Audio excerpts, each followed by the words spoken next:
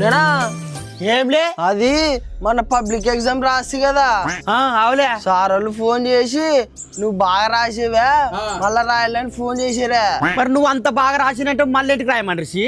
అంటే నన్ను బాగా రాసిన కదా, నా కింద క్లాస్ పిల్లలు నాకంటే బాగా రాయాలని నన్ను పిలుస్తుంటారంట.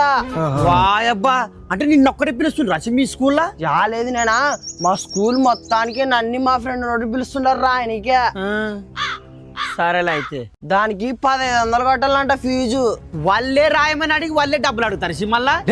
మీ ఫ్రెండ్ గారు అటువైలే 7% కోపం ఉండవు. మొన్న రాసిరు కదా ఎప్పుడు పబ్లిక్ ఎగ్జామ్, ఈ మొగతని ఆ మొగతని ఫెయిల్ అయ్యారంట. దొరికింది దానికి.